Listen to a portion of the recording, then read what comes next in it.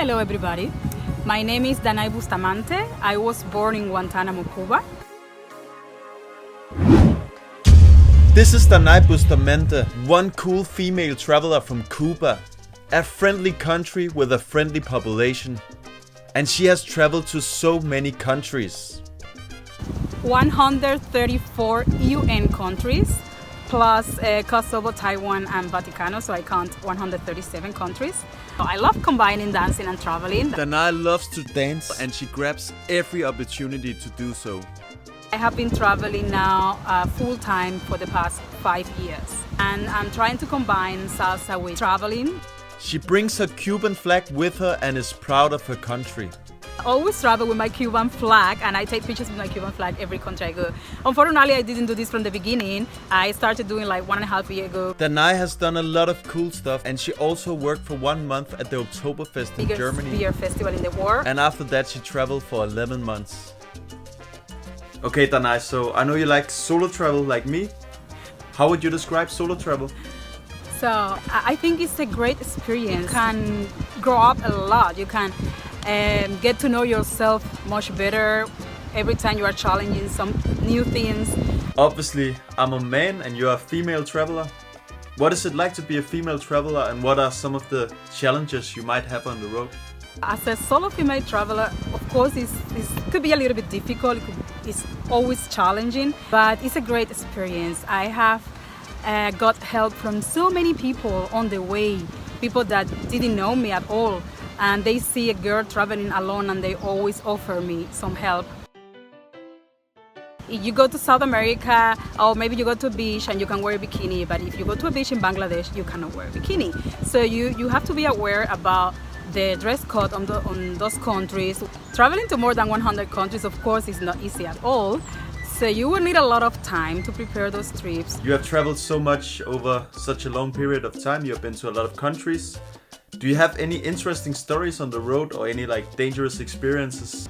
I don't know, like when I was in Haiti, I had a misunderstood because of the language, and I got few people following me, and I was very scared. I went to some areas in the Sahel Desert that are like in the red zone, like no-go for tourists. So it was very difficult, very challenging, and very dangerous to go to those areas. But I managed to go there by myself, and yeah, I got a really great experience. I also asked Danai if she has any favorite countries. Like Central America, people always go to Costa Rica, Panama, and they avoid going to like Honduras, Nicaragua, El Salvador, because those countries are famous for being dangerous. I discovered a lot of places in this country and I really enjoy. Yeah, so I would say these destinations, but of course I have a lot. I love Ethiopia, Namibia and South Africa. It's like amazing trips I had there in Africa. I love Patagonia in Argentina.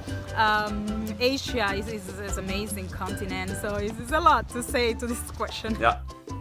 What has traveling taught you? Traveling has completely changed my life, my point of view. I see a lot of positive in the world. It's very good to help people and don't expect anything in exchange. And this is going to come back to you at one point or another. This Cuban female traveler is such an inspiration, and she has such a positive mindset. Thank you so much for the interview.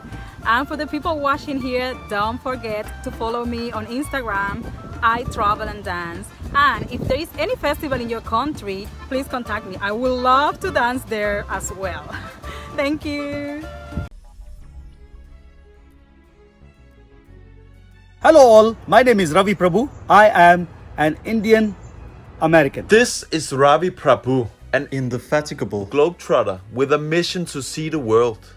I have been to 186 countries so far and on a mission to travel to every single nation on the face of this planet. I was lucky to meet Ravi in Saudi Arabia, where we became good friends, and we have kept in contact ever since. Hey Gustav. What's up, my man? Good to see you. So nice connecting with you once again. Please tell me a little bit about yourself for the people watching. I was born on the eastern coast of India in a state called Odisha, but I grew up in a state called Andhra Pradesh. I traveled to almost 110 countries on an Indian passport. If you really want to travel, I don't think the passport should matter. If there is a will to travel, you can always travel. How many passports do you have? I've used up 15 passports so far, and these passports are a great collection of stamps of every country I visited. What do you think about being here in Saudi Arabia? Saudi Arabia is amazing, man. What you hear of Saudi Arabia and what you experience here is totally different. Here we talked about travel and spoke about each of our amazing trips to Pakistan, which for Ravi was extra special because he is one of very few Indians who have been on the inside of Pakistan due to travel restrictions between the two countries. And I'm not exaggerating, I've seen mountain ranges all across the world. This is extra special. The reason being, this is in Pakistan. As an Indian guy, His trips are usually short and efficient, and he maximizes his time to find the perfect balance between work, family, and travel. I do have a full-time job. I never quit my job, and I also have a family. Having to balance my professional life, personal life, and also travel has always been the biggest challenge. Ravi is one of India's most traveled men. In Nigeria, And he has something he likes to collect. my house is like a miniature museum. I do bring a lot of souvenirs from every part of the world that I go to. So I do collect a lot of mugs. Every country I go to, I try to get at least one mug like this. And I have a total of 168 mugs right now. Entrance where I featured everything out of Egyptian statues. Little special thing from Pakistan, Vietnam, Uzbekistan, Turkey, some Spanish flamenco dolls. He has been to every corner of the world and has only 9 countries left to have visited all the countries in the world. The best part of my travels is not really seeing places, not really looking through historical sites or museums. The best part of my travels is always meeting people. Meeting people from all walks of life, meeting people from different religions, cultures, and so forth. That has always been my favorite part. And what's your favorite country if you have to mention one? Please forget for a moment that I am of Indian origin. My favorite country is absolutely India. I have traveled to India after I moved out of India more than 30 or 40 times. I have been to 22 of the 28 Indian states. I literally travel to every nook and corner of India, and undoubtedly India is my absolute favorite country. For every 150 kilometers you travel in India, everything is different. Pakistan was also a very special country, me being an Indian. Something only very few Indians have done. I was a very normal middle class boy growing up in a very normal family in India. If I weren't dreaming, I would not have achieved what I achieved today. So never stop dreaming and never stop working for that dream. I'm excited to follow Ravi's travels in the future, and I hope to see him one day in the world again, sooner or later. Nice to see you, Gustav. Nice to see you, bro. India's most traveled man. We are in the typical rural villages of Afghanistan. Feel free to subscribe to Gus on the Go. The most experiences one can gain is with travel and not with anything else. Travel is the most fascinating thing. One of the Peshmerga, the protectors of Kurdistan, Kolkata, with all the traffic. And I hope once this pandemic is over, I hope I run into you, or let's plan and go somewhere special.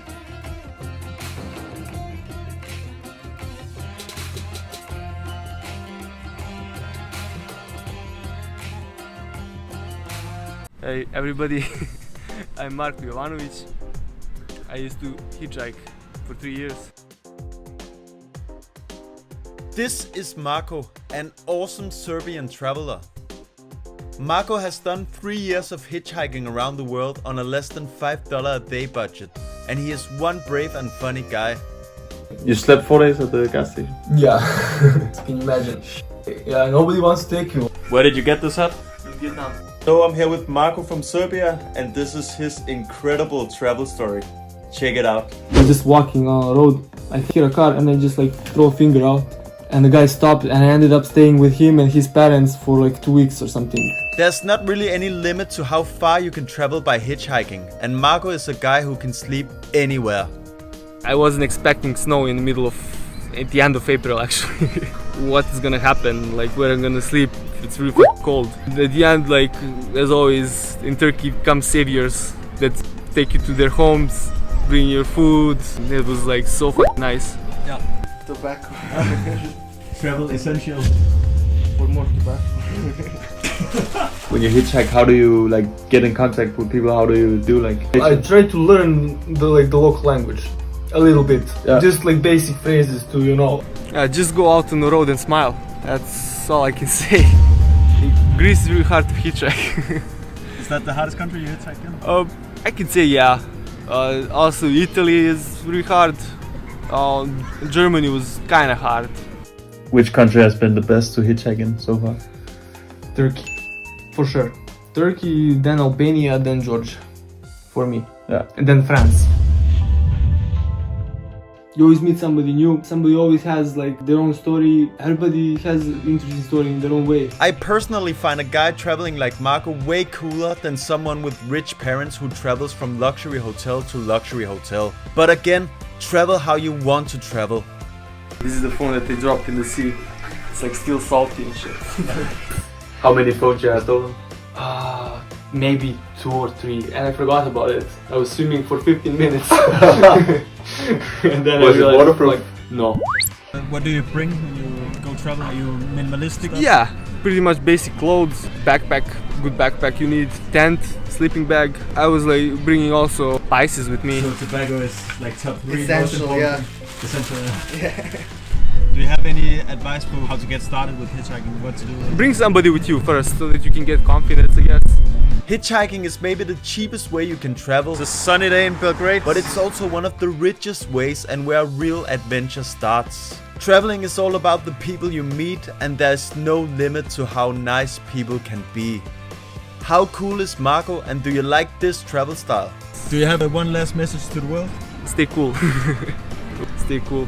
Stay cool. Yeah. Perfect, man. Really good, Marco.